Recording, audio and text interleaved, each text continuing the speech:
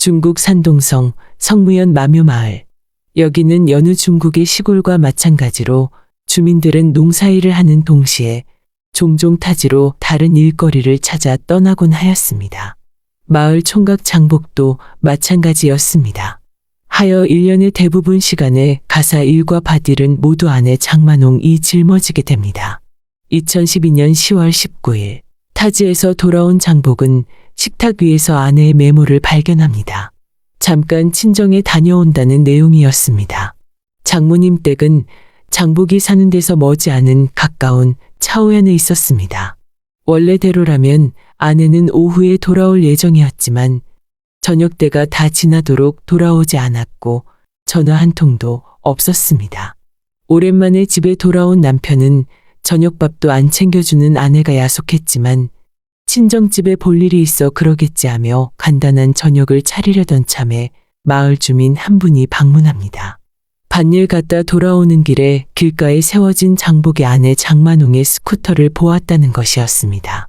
별일 아닐 거야 하며 저녁 준비를 계속하던 중 또 다른 주민이 같은 말을 합니다. 그제야 장복은 걱정된 마음에 한번 가보기로 합니다. 마을에서 500m 떨어진 곳에서 그는 아내의 스쿠터를 발견합니다. 하늘은 점점 어두워지고 부슬부슬 가을 비가 내리기 시작합니다. 저녁 7시 31분 110 긴급구조센터에는 갑자기 전화벨이 울려 퍼집니다. 신고자는 피해자의 남편 장복이었습니다. 얼마 안 가서 경찰차와 구급차가 현장에 도착하였습니다. 현장은 그때까지도 피비린내로 가득하였습니다.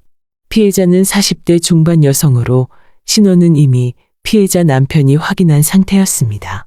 현장의 피는 아직 굳지도 않은 것으로 보아 사건이 발생한 지 얼마 안 되었음을 말해주고 있었습니다.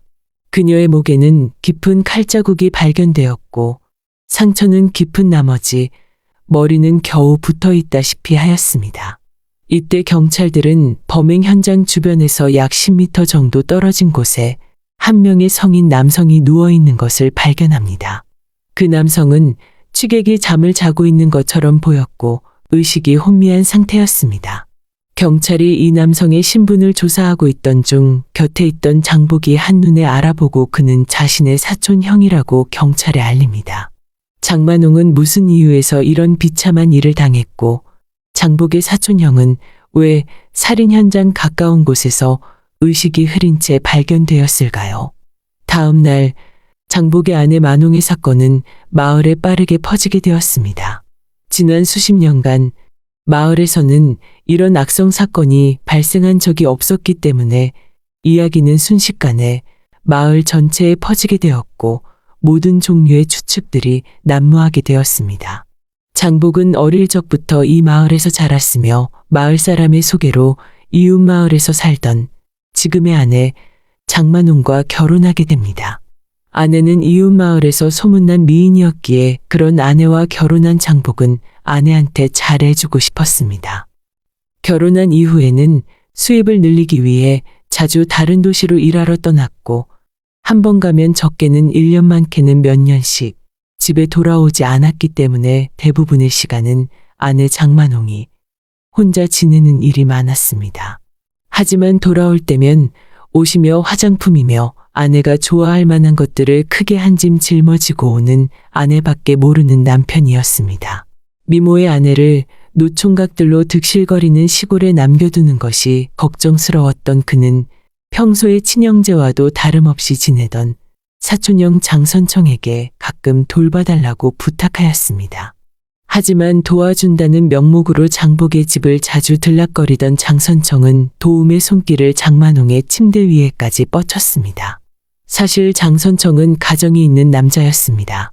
사랑하는 아내도 있고 눈에 넣어도 아프지 않을 아이도 있었지만 사촌동생의 아내 장만홍의 미모에 빠졌고 한편 많이 적적했던 장만홍도 그를 받아들였습니다. 이렇게 그들의 은밀한 관계는 그때로부터 지금까지 10여 년이 넘게 이어졌습니다. 그동안 가정은 가정대로 지키고 한편으로는 밖에서 또 다른 회포도 남김없이 푸는 장선청은 안팎으로 만족한 생활을 유지하고 있었습니다. 하지만 몇 달 전부터 장만홍의 자신을 대하는 태도가 많이 달라졌음을 느끼게 되었습니다. 둘이 만나는 횟수도 줄었고 잠자리에서도 그녀는 예전 같지가 않았습니다. 이때 마침 마을에서는 장만웅이 이웃 마을 한 남성과 친밀한 관계를 갖고 있다는 소문이 돌기 시작했습니다. 장선청은 그녀의 뒤를 밟아 옆마을에 사는 총각을 만나는 현장을 목격했고 그는 여러 번 그녀에게 자신을 배신하는 행동을 자제하라고 경고하였습니다.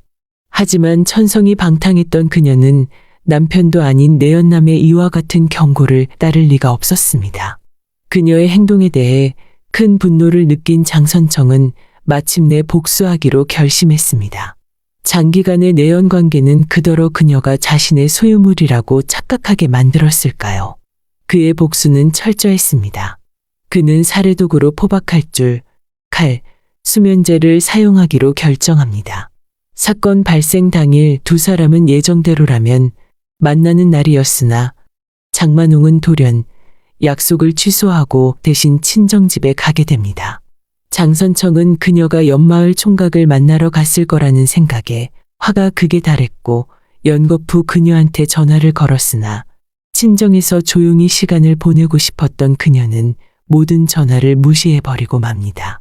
그는 언젠가는 돌아오겠지 하는 마음으로 마을의 유일한 입구에서 그녀가 나타나기만을 기다립니다.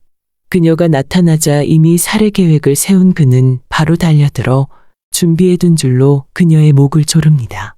심한 발버둥에 계획이 틀어질 것만 같았던 그는 허리춤에 넣어두었던 칼은 꺼내 마무리 짓습니다. 이 모든 일을 마친 뒤 장선청은 집으로 돌아가 남아있는 수면제를 먹고 자살하려고 합니다. 수면제를 삼키고 누우려는 순간 장복으로부터 아내가 살해되었다는 소식을 전화로 통보받게 됩니다. 두려움을 느낀 장선청은 통화 후 도망치려 합니다. 오토바이를 타고 마을을 벗어나려 할 때 수면제의 약효가 서서히 드러나기 시작하였고 장만웅의 살해 현장에서 멀지 않은 곳에서 넘어지게 되면서 근처에서 자고 있는 모습으로 발견되었던 것이었습니다.